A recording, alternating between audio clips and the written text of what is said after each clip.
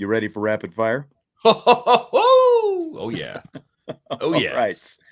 So I just saw that comment is already, we've got so many comments flying by in the I know it's YouTube great. chat right now. Okay, so Phil Jurkovec has fired some shots at Brian Kelly. In an article on Boston.com, the former Notre Dame turned Boston College quarterback says he feels reborn at Boston College. And I'm reading an excerpt from the article right here. Fall of 2019, dejected and neglected at his dream school, Phil Jurkovec could feel his dreams slipping away. Ian Book was the quarterback at Notre Dame, and Jurkovec had thrown only 16 passes all season after redshirting the year prior. Just 2 years earlier, Jurkovec had been ranked the number 4 dual threat quarterback in the nation by rivals. Now he was stuck in quicksand, trapped in a backup role. Here's a quote from Jurkovec. Quote, I was almost done with quarterbacking. I was really thinking about this next year. If Book came back, I would switch positions to try to get on the field some other way because I was so frustrated by it, end quote. So he, of course, entered the transfer portal. He's now in his 3rd season at Boston College, missed some time in 2020 with a knee injury, half of last season with a hand injury. Here's another quote from Jurkovec. Quote, I was disappointed by some stuff while I was there. The football team and culture is not what people think it to be. I met a lot of great people. They do a lot of good in the world. It's a mixed bag. I'm glad I went there, and I'm glad I left. End quote. I got one more quote coming up. In year 2 at Notre Dame, Jurkovec found himself regressing. He was playing worse than he ever had. NFL dream was fading. He knew he had to act quickly and decisively, so he goes home that winter, still unsure whether Book and offensive coordinator Chip Long were going to return. He said no one from the Notre Dame staff was talking to him. His parents met with head coach Brian Kelly and told him that their son was struggling. Jurkovec said Kelly tried to ease their worries by assuring them he would talk to Jurkovec. Quote, Kelly basically lied to their faces about what he would do, how he would talk to me and explain things about the future. He basically lied to my parents, so after that, they were done with him, end quote. He was also frustrated with the coaching at Notre Dame, so I lied. I've got one more quote. Quote, it wasn't as much about how they treated people because I think they also treated people very badly, very poorly, some of the coaches there, but it was more about their lack of experience and coaching, end quote. So there is a lot, Vince DiDario. Woo! Phil Jurkovec going scorched earth on not only Brian Kelly, but Notre Dame as a whole. So what do you think about all this? Well, I am privy to some information about when Jurkovec was here, and he pretty much laid it all out on the line. And I mean, and he kind of touched on this in an article not that long ago, it felt like. Maybe it was a year ago by now, where he kind of talked about his struggles when he was at Notre Dame, et cetera, et cetera. And I'm sure there's going to be more of this that come out as that game approaches, in November, as they, get closer to him coming to Notre Dame, et cetera, et cetera. For good reason, because it's clickbait and it's really interesting and all of that. Because I was a huge Phil Jurkovec fan when he came to Notre Dame. He did get a bit of a raw deal when he was here. I just don't think he fit into the plans of the way they wanted to do things offensively, and he got kind of left behind, is what it kind of felt like to me. There were some promises made, there were some things made that he didn't think were followed through with, and when you look, it's like any relationship, right? When promises are made and you feel like they weren't fulfilled, you get disgruntled with the relationship and you make a decision. And he made a decision that was best for him. It was to leave, and he has flourished at Boston College. No doubt about it. I think that a lot of the people that he had issues with are no longer at Notre Dame. Well, see, and that's one thing I'm it's Brian Kelly is easy to take a shot at. And I've got him I've got no problem with him taking shots at Brian Kelly if that's what he wants to do. You don't hear college athletes single out coaches very often. But if there were others, like as much as he is, again, because these aren't just shots at Brian Kelly. He's basically subtweeting other people. Well, there was a pretty blatant shot at Tommy Rees at the end there, talking about not having the experience because he was a first-time quarterbacks coach when he. But that was one season. That was one season as well. Right, So, but that to me that felt like a shot at Tommy Rees. That's okay. what that felt like. And I can see that. Because he used the word inexperience. You can't really use that word talking about Brian Kelly. If anything, he had experience. I mean, he's been a head coach forever, right? So I think that was more of a shot towards Tommy Rees. But again, I'm reading between the lines there. See, did you used to listen like back when I was at the ESPN station to Mike and Mike in the morning? Did you ever hear like when they had Bill Curry come on? Do you remember Bill Curry? Sometimes, yeah, absolutely. Oh, I know who he is. Yeah, kind of a Southern gentleman, and he's been in right. football for a long time. Played for Bear Bryant in Alabama. Played in the NFL, all that stuff. He was kind of their voice of reason, voice of wisdom kind of guy. And Bill Curry would always come on Mike and Mike, and he would always say, "There are three sides to every story: yours, mine, and the stone cold truth." That's a fact. And that's like we're getting Phil Jurkovec's side of this story. And I'm sure that there is a lot of truth in it, but this is also Phil Jurkovec's side of things. And I'm not like sticking up for Brian Kelly, because I'm sure that, he is, a lot to blame in this situation, but he's also an easy target. He's not here anymore. I mean, he's not here anymore, and he's had a quarterback at LSU leave and basically say the same thing. Right. I mean, so you've got two former quarterbacks under Kelly saying pretty similar things. So it's kind of a where there's smoke, there's fire situation. But again, right, these are guys that chose to leave, and when you leave, you're not happy, et cetera. And right, things come up. Because again, there's that line of not just line of thought. They always say that eyewitnesses are basically some of the worst people to rely on, because it's because again, you're taking one person's version of things, so again, like if you took Chip Kelly and you took Brian Kelly and this whole thing, you're going to get different versions of whatever this story is. And so I guess how you sort of choose to fold all that together and what you ultimately want to believe.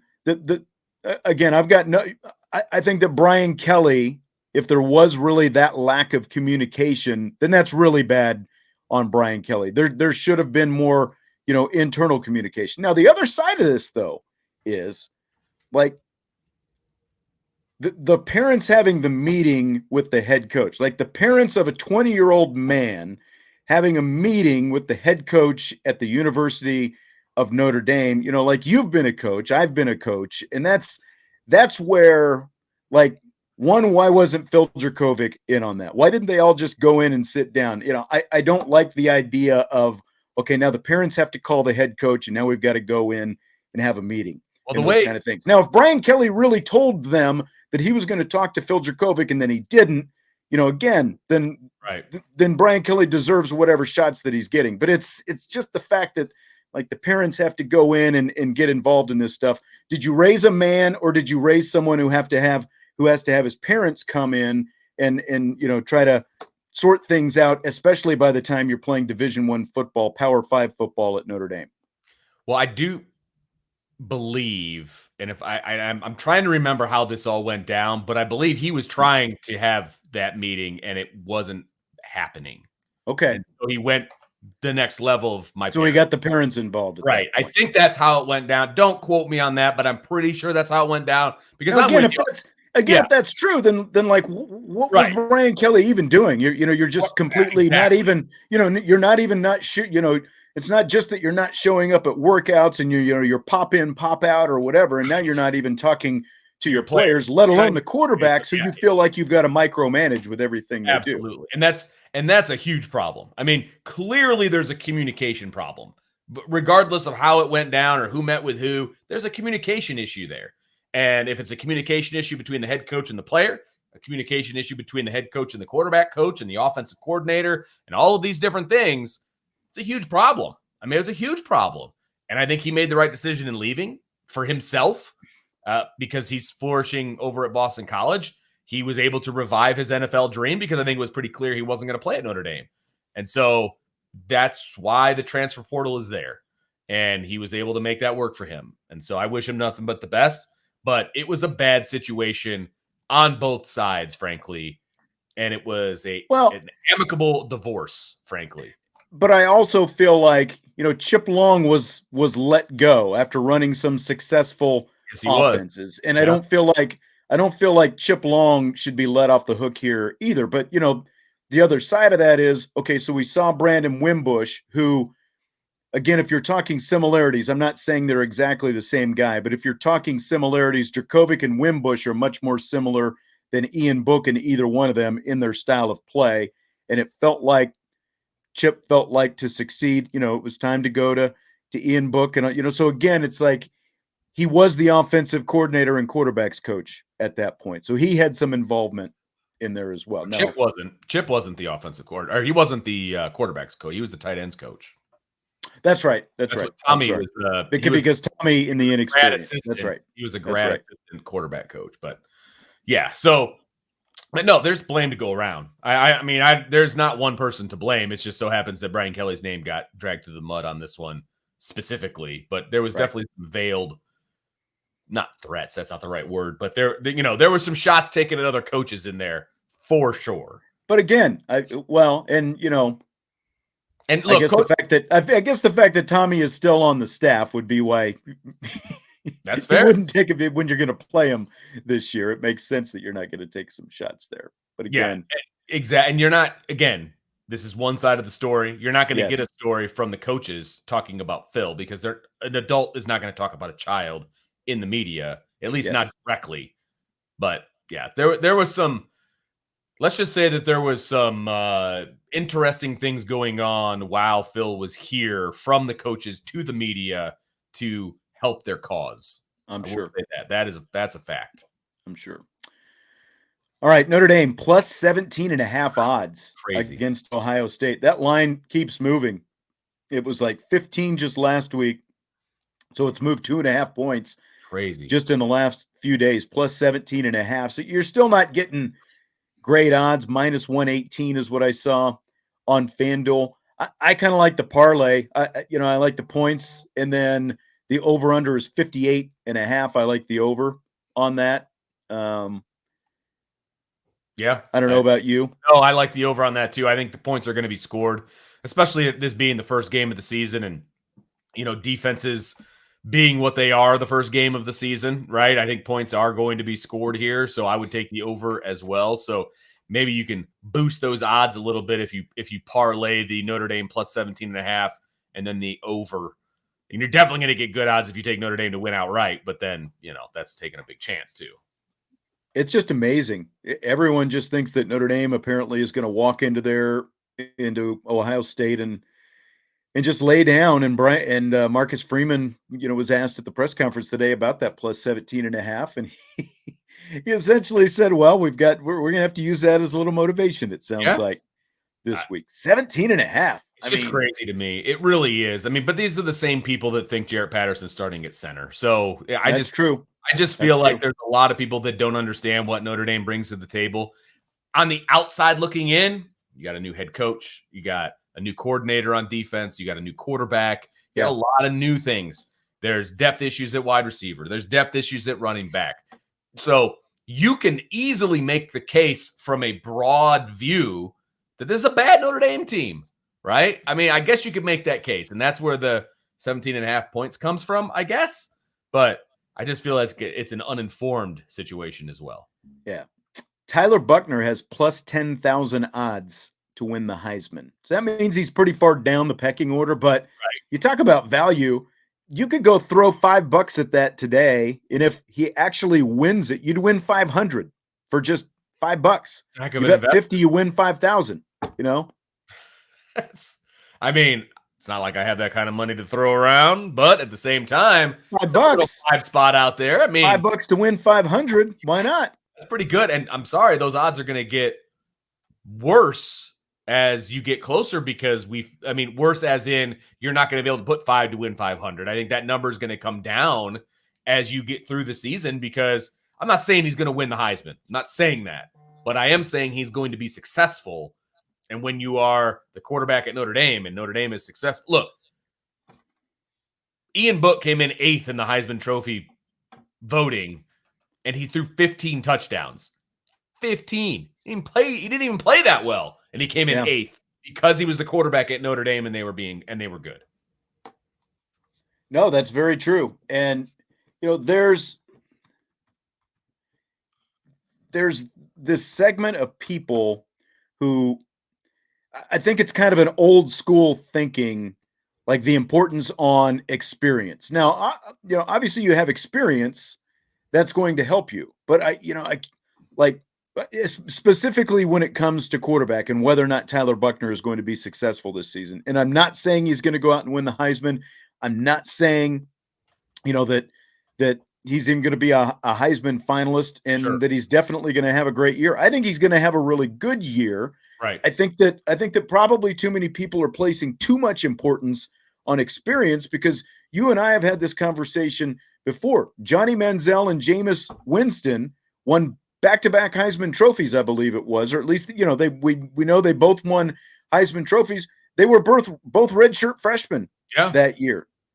They had a year with less experience than Tyler Buchner has, and they went out and won the Heisman Trophy in their first year as a starter. Bryce Young went out and won a Heisman Trophy in his first year as a starter last year. So again, I'm not saying that Tyler Buchner is going to end up in New York and is even a finalist, but I'm also not going to say, well, he doesn't have any experience and he was inaccurate last year, and so it's going to be a garbage year and whatever. I think you're going to see a really good dual threat quarterback manning things for Notre Dame this season. Absolutely. No, absolutely. And like I said, those odds are going to get a lot worse as you get closer and closer to the end of the season. And again, I'm not saying he's going to win it, but his odds are going to get better because he's going to play well. He's going to. Notre Dame has plus 200 odds to win at least 10 games this season. I really like that as a value bet. I like that as well, because 10 for me is the floor. I mean, that I predicted last night 11-1. I still feel very confident in that. And so if I'm predicting 11-1 and I can win that at 10, man, I'd be taking that one. Yep. Season over under still sits at 8.5, minus 140 on the over, plus 120 on the under, which, it's, I guess you're trying to draw the Notre Dame haters in there with the plus 120 on the under, because I don't know how you're getting money on, but Notre Dame fans, I think, are going to be jumping on the over on that, which you should. I can't. My problem is the value, and I've talked about this. That minus 140 on the over. You've got to bet more money to have a chance to win anything. Right. Because I remember betting. I think the over under last year was 9.5. I bet 20, and that was easy money basically. Yeah, it's easy money this year, but you just got to bet a little bit more. Right. And I bet a little bit more because I'm pretty confident I'm going to get that money back plus a little bit more. But yeah, I don't like the value of that, but I couldn't not take it because it's just feels like they're giving money away. I mean, I couldn't not take it. Yeah, Brandon says he put 100 down on Notre Dame plus 10 plus wins at plus 266. He thinks so. Okay. I like that as well. I mean, you can get those kind of odds. I'd take that to the bank all day. Absolutely. Fill in the blank, Vince. The Irish running back will have the most carries against Ohio State this Saturday. Will be blank. See, this one's really hard for me because I do think Chris Tyree is going to start. I think he's going to get the most snaps, but I just don't know if I think he's going to get the most touches. I just don't know that he's going to get the most carries. And I know that's why you worded it that way. So I'm going to take Audric Estime on this one. I think he's going to get the actual most carries, even though I think Chris Tyree is going to get the most touches. Yep. I am with you. And we saw earlier I think someone on my Twitter was asking, when's Estime going to play? Well, they haven't even played a game yet. So it's like Yep, Saturday is the answer. I mean, look Saturday night. You're going to see Audric Estime. Look for number 7 coming out.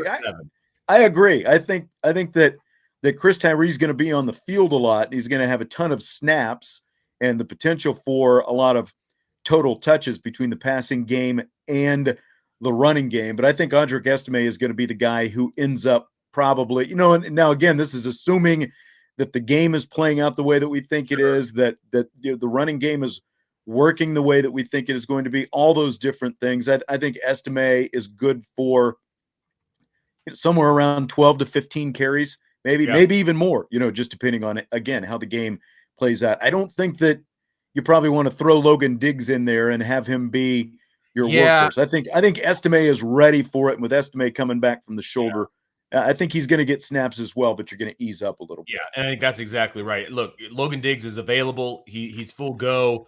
I just don't think you're going to beat your head against a wall just in case, because you do need him for the rest of the season. You don't want to lose him the first game out because you just keep feeding him the rock.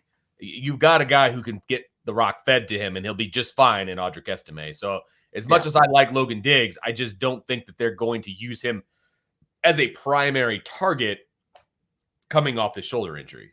Yes. Jim Harbaugh says he's made a decision on his quarterback. This is great. He's kind of made a decision on his quarterback. So Harbaugh issued a statement this weekend saying Cade McNamara, the incumbent, is going to start Michigan's season opener against Colorado State.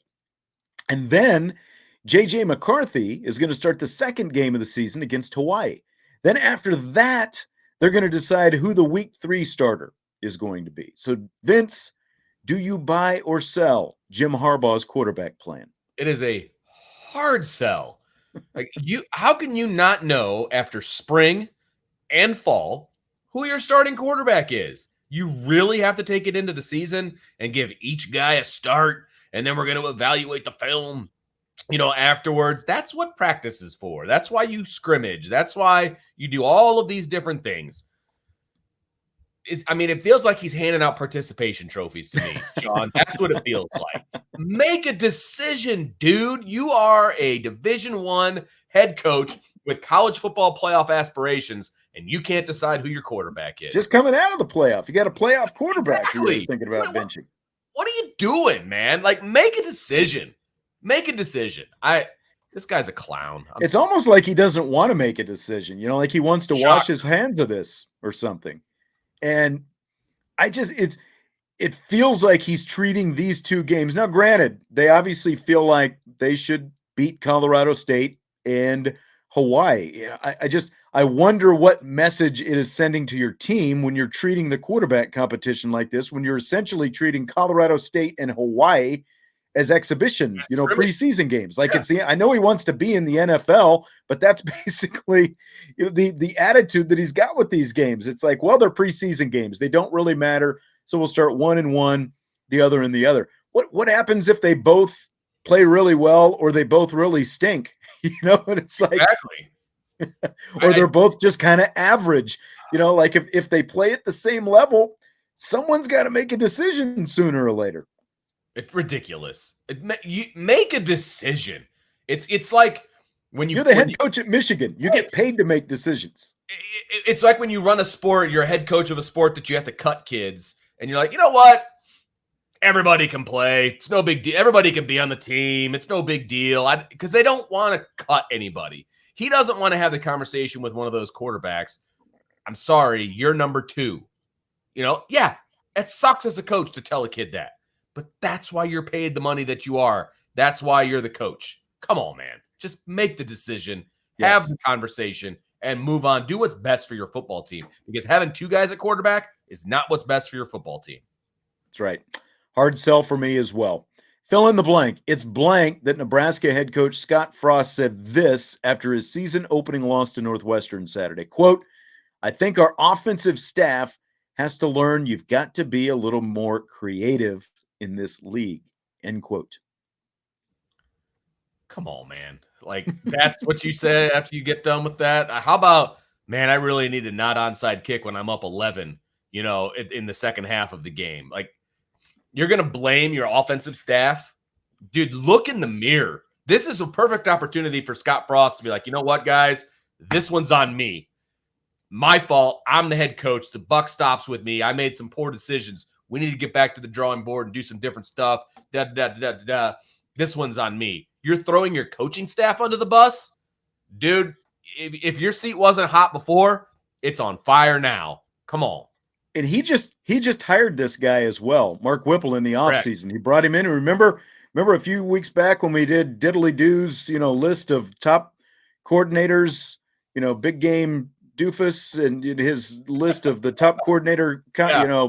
combinations around the country. And he had Nebraska's in there with Whipple in the top 10 and the whole thing. And here we go. One game. You're right. It's like, how about you just not do the onside kick when you're up 11 points? Because Exactly. That had nothing to do with swing the right offense. there alone, cost you the game. And, Right. maybe Scott Frost is a good football coach, but I don't think he's a good football coach at Nebraska. That 5-21 record that he's got in these one-score games now, it all comes to, it's like decisions like that are going to cost you games. It's not just, well, we had some bad luck and whatever. It's like you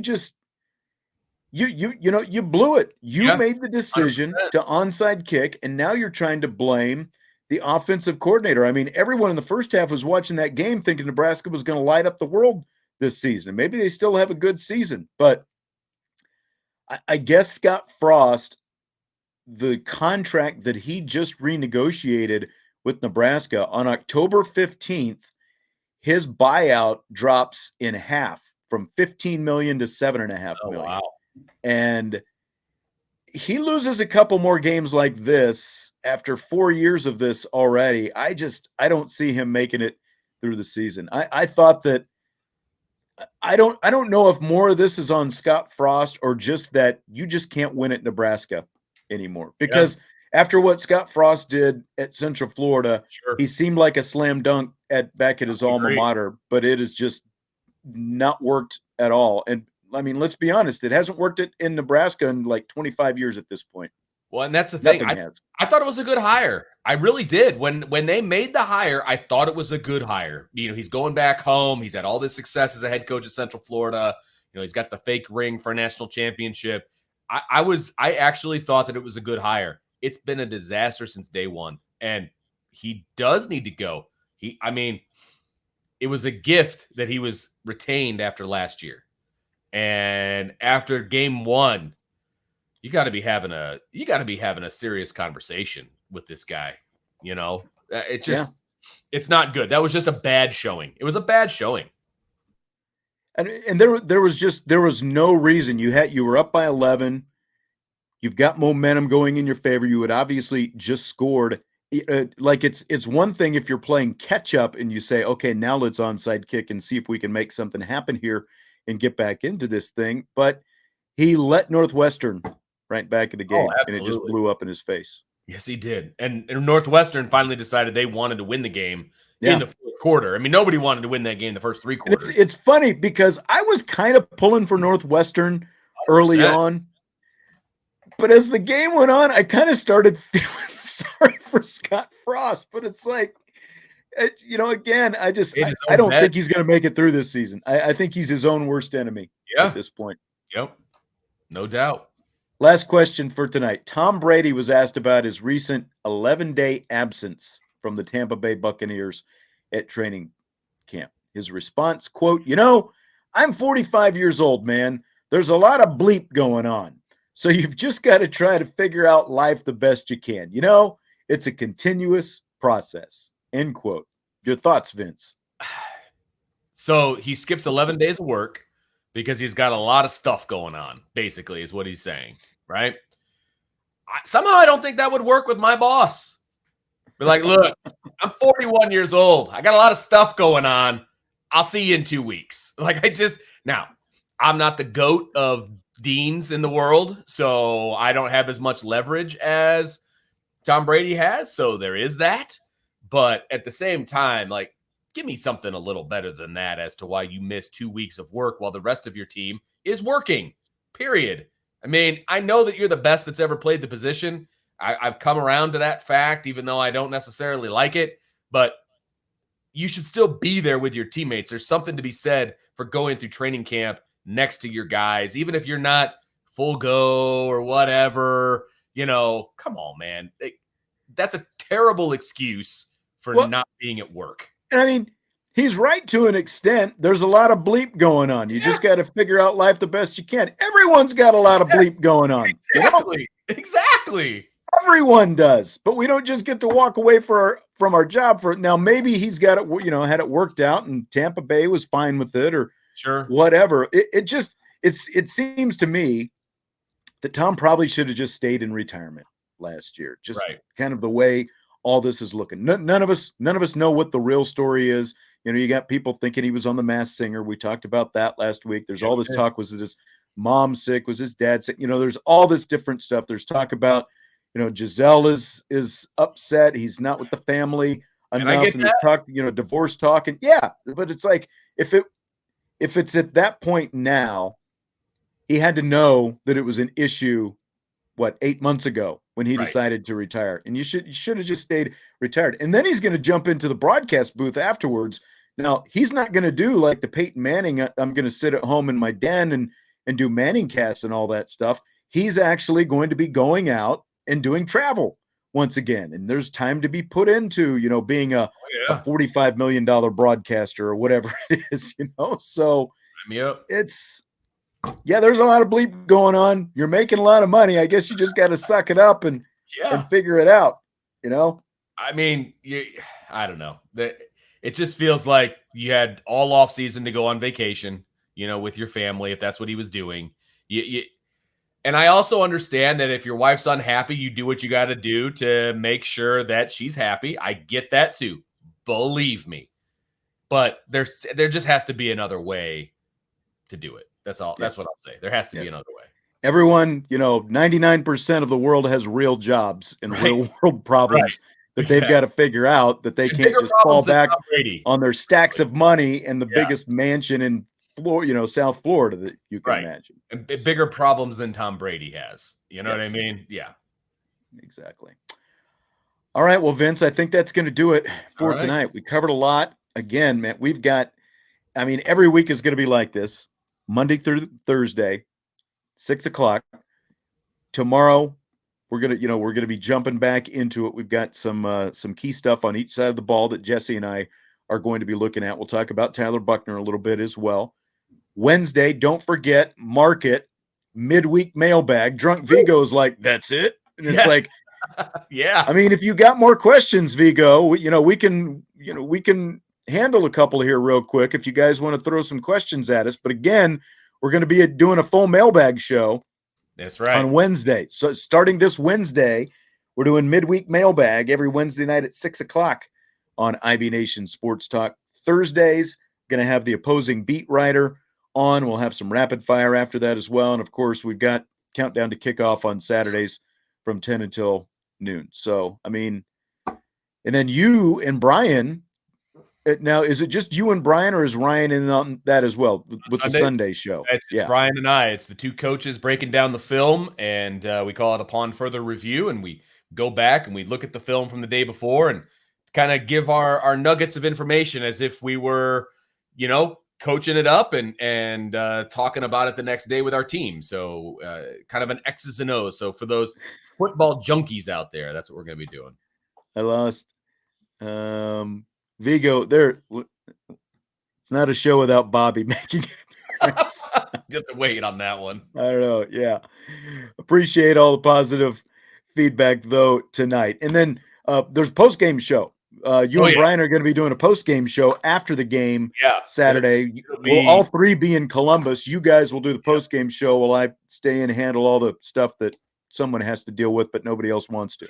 And Ryan and Sean will be on that as well. It'll be four of us on the post-game show, especially for these away games, because Brian and I will have to make our way back to the hotel, and Ryan and Sean will kind of get things kicked off and get things started. But that's why you have to hit the notification bell, people, because you never know when that show is going to start. So you want to be notified when that show gets kind of put in the queue and when we're going to start that show. And then those guys will start it. Brian and I will jump in with our emotional take after the game and give our X's and O's take the next day. I hope it's not too emotional. Saturday night. We'll see. All right. So, again, don't forget, like, subscribe, rate, review, all that good stuff. We appreciate you, and we will talk to you mañana. We're doing it We're doing it basically every day. Yeah, during the we week. we are now 7 days a week and multiple times a day. Actually, there's 2 shows every day except Friday and Sunday. Yeah. So there you go. I don't know who else is doing that. We'll talk to you tomorrow, IB Nation Sports Talk.